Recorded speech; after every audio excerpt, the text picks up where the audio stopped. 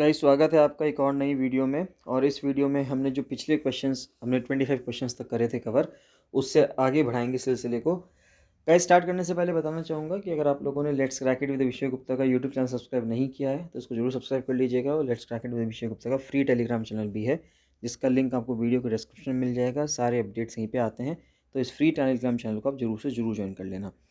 पिछली वीडियो में हमने जनरल स्टडीज़ के 25 क्वेश्चन तक कर लिया था कवर, तो आप लोगों ने अगर वो वीडियो नहीं देखे हैं जाके तो उन वीडियो को जरूर जाके देख लीजिएगा। साथ ही साथ अब आप नए क्वेश्चंस को करिएगा और बताइएगा कि इन क्वेश्चंस में आप लोगों ने कितने क्वेश्चंस आपके सही आ रहे हैं। तो फर्स्ट क्वेश्चन आता है इस क्लास का कि which of these is not a biodiversity hotspot in India. तो भारत में जितने भी जैव विविधता के हॉटस्पॉट्स हैं उनमें से इसमें कौन सा एक नहीं है। वेस्टर्न घाट्स तो है, ईस्टर्न घाट्स भी है, थार डेजर्ट नहीं है, लेकिन इंडो बर्मा रीजन भी है, यानी कि जो नॉर्थ ईस्ट वाला एरिया है वो भी है। तो थार डेजर्ट जो है कोई भी बायोडाइवर्सिटी हॉटस्पॉट नहीं है। चिपको मूवमेंट जो स्टार्ट हुआ था सबसे पहले कहाँ से स्टार्ट हुआ था, तो बहुत इजीली जो उत्तराखंड के स्टूडेंट्स से बता देंगे कि उत्तराखंड से जो है चिपको मूवमेंट स्टार्ट हुआ था। फिर नेक्स्ट क्वेश्चन आता है कि इनमें से कौन सी गैस रिस्पॉन्सिबल है ग्रीन हाउस इफेक्ट के लिए। तो ग्रीन हाउस इफेक्ट के लिए मेनली कार्बन डाइऑक्साइड जो गैस है वो एक इंपॉर्टेंट गैस है जो ग्रीन हाउस इफेक्ट लाती है। ग्रीन हाउस इफेक्ट बहुत इंपॉर्टेंट है। अगर ग्रीन हाउस इफेक्ट ना हो तो धरती जिस टाइम पे जिस एरिया पे सूरज की रोशनी पड़ती है वहाँ पर बहुत ज़्यादा गर्म हो जाएगा, और जिस एरिया में सूरज की रोशनी नहीं पड़ती है वो एरिया बहुत ज़्यादा ठंडा हो जाएगा, बहुत ज़्यादा फ्रीज कोल्ड हो जाएगा।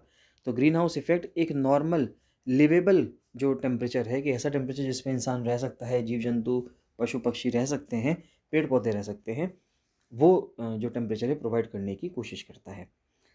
नेक्स्ट आता है साइलेंट वैली नेशनल पार्क कहाँ पे लोकेटेड है। तो silent valley national park Kerala राज्य में लोकेटेड है। फिर नेक्स्ट आता है प्रोजेक्ट टाइगर कब लॉन्च हुआ था। तो प्रोजेक्ट टाइगर 1973 में लॉन्च हुआ था। फिर नेक्स्ट क्वेश्चन आता है इसमें कि कथकली जो एक क्लासिकल डांस फॉर्म है, तो कथकली कहाँ का एक क्लासिकल डांस फॉर्म है। तो कथकली आंध्र प्रदेश, सॉरी, केरला का एक क्लासिकल डांस फॉर्म है, नॉट आंध्र प्रदेश। आंध्र प्रदेश का कुचिपुड़ी है। फिर नेक्स्ट आता है जो अजंता केव्स हैं ये प्राइमरीली किस रिलीजन से डेडिकेटेड हैं, किस रिलीजन को डेडिकेटेड हैं। तो ये बुद्धिज़्म धर्म को डेडिकेटेड हैं। आप बताएंगे हिंदुइज़्म और जैनिज़्म धर्म की जो गुफाएं हैं वो गुफाएं कौन सी हैं। फिर नेक्स्ट आता है इनमें से किसने भारत माता की जो पेंटिंग थी वो बनाई थी। तो रविन्द्रनाथ टैगोर के रिलेटिव थे अवनींद्रनाथ टैगोर, तो उन्होंने बनाई थी। तो अवनींद्रनाथ टैगोर जो हैं वो इसके सही जवाब है।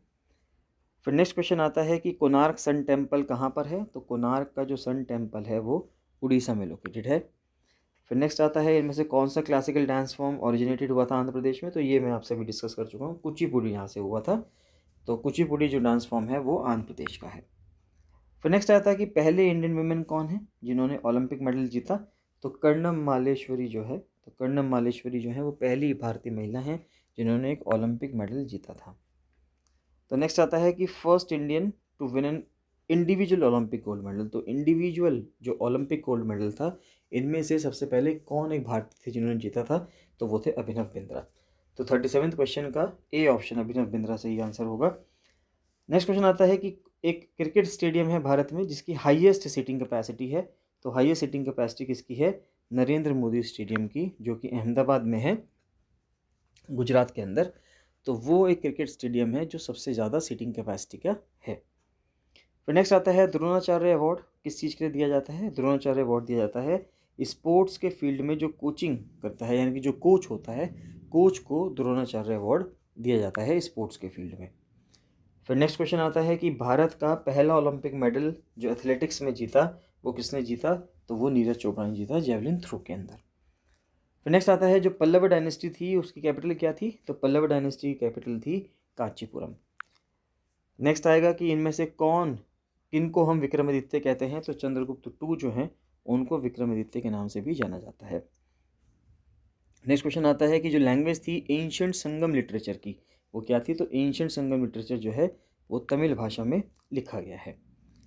फिर नेक्स्ट था कि एंशिएंट इंडियन यूनिवर्सिटी नालंदा वो आज कहाँ पे है। तो नालंदा जो है वो फेमस है बिहार की।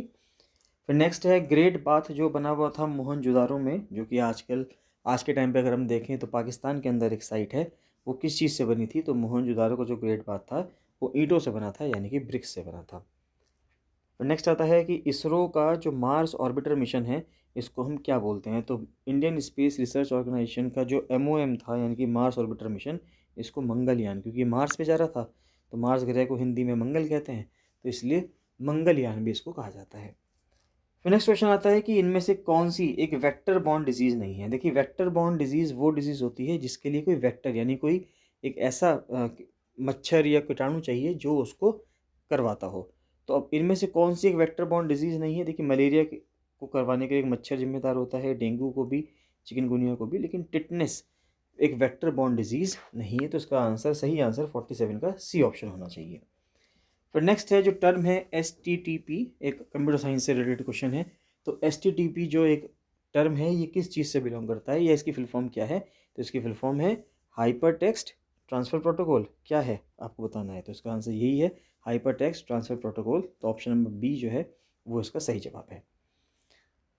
फिर नेक्स्ट क्वेश्चन आता है 49 कि which metal is used in nuclear fission reactions. तो इनमें से कौन कौन से मेटल ऐसे हैं जो न्यूक्लियर फिजन रिएक्शन के लिए ज़रूरी हैं। थोरियम है, यूरेनियम है, प्लूटोनियम है, या सभी हैं।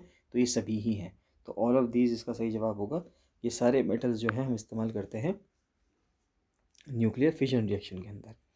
और इस वीडियो का आखिरी सवाल डिस्कस करते हैं कि इनमें से कौन सी एक यूनिट है जो साउंड की इंटेंसिटी को मेजर करती है। तो वो डेसिबल है। सिंपल सी बात है, हम जितने भी नॉइज़ का लेवल जो हम नापते हैं वो डेसिबल में नापा जाता है, जिसको हम शॉर्ट में dB भी लिखते हैं। तो गाइज़ ये थे 50 क्वेश्चंस तक, 26 से 50 तक। तो आप बताइएगा कि आपके कितने क्वेश्चन सही हुए हैं।